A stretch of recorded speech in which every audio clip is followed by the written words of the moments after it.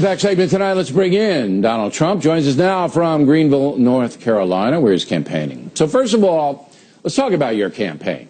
You've said in the past that you expect to beat Hillary Clinton somewhat easily. Do you still feel that way? I don't know if I said easily, but I hope to win, and I think we'll win. We're doing very well, as you probably know, and I think we're going to have we have a great campaign going. North Carolina now, Virginia before, Ohio yesterday. We had a tremendous crowd in Ohio. It was unbelievable, actually, and I think we're doing very well. All right, so you're not going to say you're going to beat her easily, because you have said that in the past. But you say you're still going to win, on track to win. Now let's look at the CNN poll, which has you ahead by 1. It's divided along race and gender. For example, you beat Secretary Clinton with men, 54-32. Why do you think you beat her with men? Well, maybe they like strong borders, maybe they like strong military, but I think women do also. That's why I think I'm going to do very well with women. I noticed that we're doing very well with married women. All right, well, let's stay on the men now. With married women. We'll get to the women in a moment. I think a lot has to do with the military. A lot has to do with the strength of the borders and not allowing the Syrians to come in who we just don't know where they're coming from, who they are. There's no documentation. It's a disaster. Hillary wants them to pour into our country, and I don't. All right, so you think it's a national security play for men to favor you over Mrs. Clinton? Well, I guess, but I think women want that just as much as men. Well, so, let's get to the. All right, let's get to the. I think women want it as much as men. Well, I don't know about that. CNN poll has women 53 Clinton, 38 Trump. Well, if you're asking me the question, I think we went way up with married women, and we're going very much higher with women than we were 2 months ago. I never really understood that, why we weren't doing well, because it's very much also, it's national security, it's jobs. I think jobs for men and for women. I'm not sure there's such a big difference, to be honest with you, Bill. But there is in the poll. I mean, I don't know why. I think it has to do style over substance, maybe.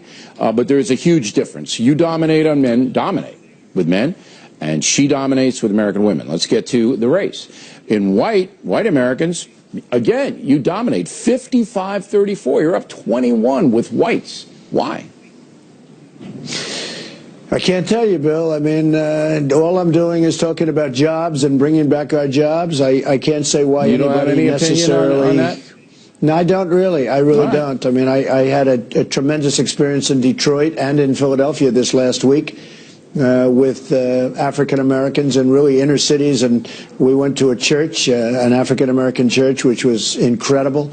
And I think, I would think that I'm doing very well with the African Americans. Let's go with the non-white. Now, non-white is all non-Caucasians. Clinton 72, Trump 18. Well, I think maybe the 18 is a lot higher than it was 3 weeks ago. I think we've made a lot of progress. I mean, I actually saw one where it was 1, which I didn't understand at all. That was just African Americans. This is encompassed all non-whites in it. All right, but anyway, look, what I'm trying to get at, I think it's highly underrated, Bill. Okay. I think it's highly underrated. This is a polarized race. It's polarized along gender right now. This could change. I mean, I think the debates will change a lot of things, but it's polarized right now. It's gender, women like her, men like you, whites like you, non-whites like her. And, if you don't have a theory on why, you don't have a theory. I don't have a theory, but okay. Look, I'm about jobs, I'm about defense, I'm about borders, I'm about a lot of things. I'm about our vets, I'm about strong military, whether you break it down into men or women or anybody else. I mean, I think people want to hear that, and I'm much better at it than she is. She'll be very weak on the border. She wants people just to flow. In terms of illegal immigration, people are going to flow into the country, and it's going to be a disaster. All right, but apparently non-white Americans don't mind that. I mean, that's the thing. The factor is that there's some people want open borders. And Bernie Sanders and his crew let everybody in, everybody do what they want. You know what? Open society, George Soros, everybody comes in, that crew. Okay, now, Electoral College. See, in my view, and I said this on my website today, it's a tie when you might be ahead in the popular vote a little bit right now, which is pretty interesting comeback from where you were 4 weeks ago. But Electoral College is tough. it's tough. You have very little margin for error. You got to knock off Ohio. You got to knock off Florida. You got to win North Carolina, where some polls you have you behind. You got to win either Michigan or Pennsylvania. That's tough. You don't have any margin for error, where she does have some margin. Well, when you say you're talking about the Republican Party, because it's always been that way, or it's been that way for the last 20 years, and there's truth to it, but I think we're doing very well in those states. I just left, again, Ohio, we're doing well. We're leading in Ohio. We're leading in Florida. We're leading in some quite a few states. So, I mean, we're going to have to see. Yeah. Well, but you don't have, would you see tonight, you don't have a lot of margin for error. You got to take the key states that I mentioned. It's going to be tough for you in Virginia. But you don't need Virginia. That's not a have-to-have. No, I just left Virginia. I know, but I just left Virginia, and we're just about even in Virginia, which some people were surprised at. I'm not surprised. I think, I see the crowds, I see the people, but we're pretty even in Virginia too. All right. Would you see that you don't have much margin for error in the Electoral College, or no? Well, when you say you, again, you're talking about the Republican Party. Donald Trump. No. It's you. I know. Well, I'm just saying the Republican Party has a tougher road. There's no question about it. I've known that. It's been that way for a long number of years. Yeah. But I think we're doing well, and I think we're going to win. All right. Now, let's get to Detroit. I was going to do this in the second segment. We're going to carry Mr. Trump over, but let's go there now. Were you happy? I thought they were respectful to you when you did have the dialogue with the people in Detroit. But the reaction was, they ran out, they being the media, ran out to find people to smash you, which they did. What was your assessment of that whole situation? I thought the reaction was amazing, and the church was amazing, the bishop was amazing. I thought the whole thing was really an incredible experience for me, and what did you learn? It was a tremendous success. What did you learn by going there? Well, I don't know, learn, because I knew they were great people to start off with, but just reinforced it. These are people of faith. These are people that are strong believers in God. They were absolutely so warm and so genuine, and I was very, very impressed. Did you learn anything about rough section of Detroit? All right. Did you learn anything about why Detroit has collapsed? Why half the population has fled the area? Did you learn why? Well, I think I know a lot of the reasons why, because our leadership has lost the jobs. I mean, a lot of these companies have moved to Mexico. They've moved out of Michigan generally. That's why I'm doing well in Michigan, because I've been talking about this for 5 years, not just for the last 3 weeks, like, Hillary, who doesn't have any clue as to why they're leaving.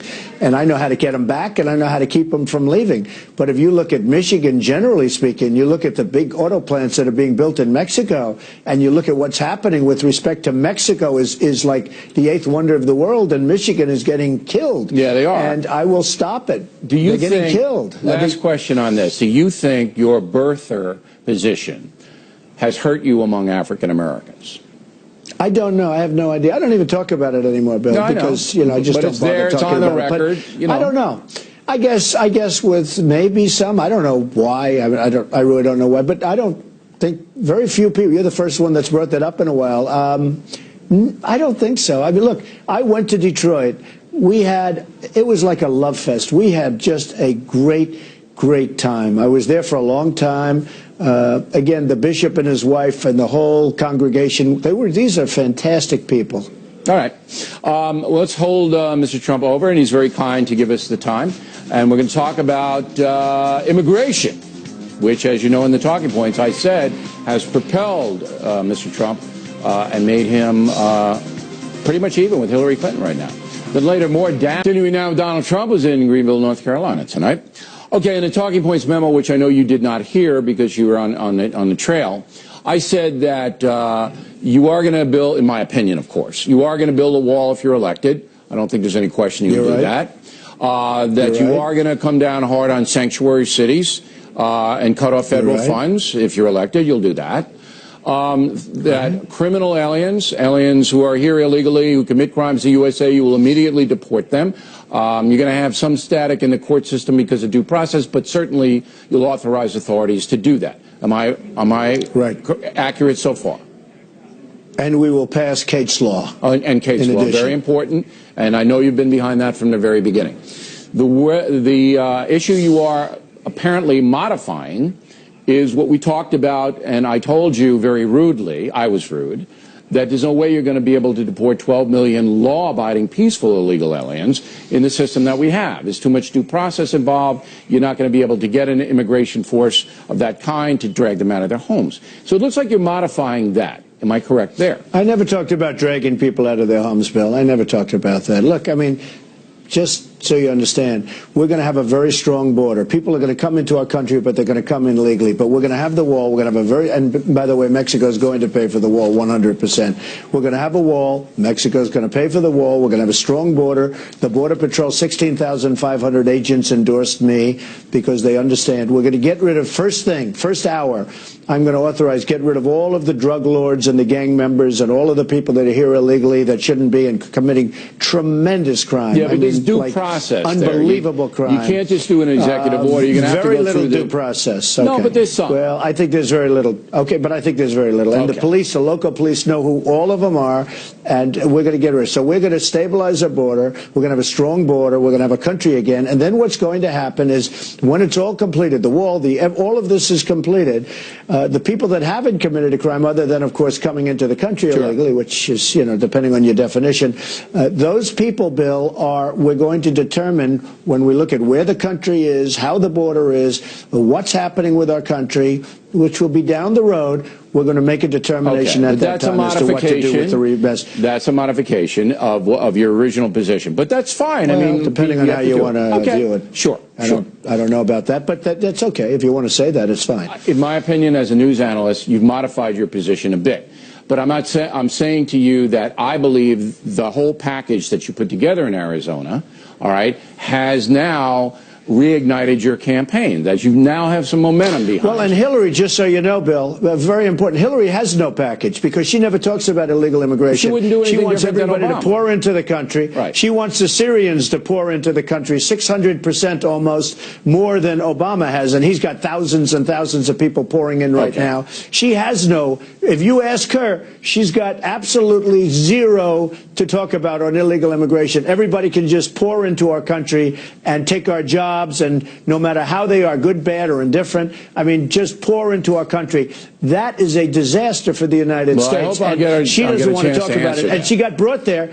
Bill, she got brought there by Bernie Sanders, you know, super left. I mean, she got brought there by Bernie Sanders. Okay. But people are going to pour into the country under the Hillary non-existing plan. Nobody even knows what her plan is. Now, Governor Pence says he's going to release his tax returns. Today, Hillary Clinton's whacking you again, and, you know, she does it almost every day, that you should release your tax returns. If Governor Pence does release his, is that going to put pressure on you to release yours? Not at all. Nobody cares about it except some of the folks in the media. Nobody cares about it. But just so you understand, I'm under audit, a routine audit, and when the audit's complete, I'll release my returns. I don't know when that's going to be, but when the audit is complete, I'll release my returns. I have no problem with it. It doesn't matter. But the legal how does people she say talk you about could my do tax it returns? now, Because in the meantime, Bill, in the meantime, well, no, but nobody would recommend that. In the meantime, she has 33,000 emails that she deleted. When is she going to release her emails? She probably knows how to find it. Let her release her emails, and I'll release my tax returns immediately.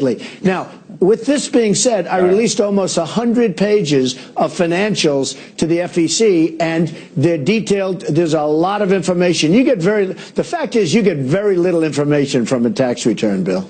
Okay, but when the audit's complete, then you'll release it. That's what we learned. Yes. Okay. Sure. Hey, thank you. I appreciate you coming on. As I said, we're still working for Mrs. Clinton to come on, Secretary Clinton. What do you think? Do you think she's going to come up against me?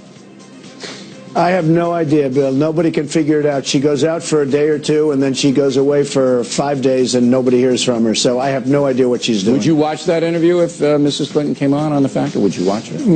I may. I'm not so sure. I might have to turn to another network. All right, Donald Trump, everybody. Plenty more ahead as The Factor moves along this evening.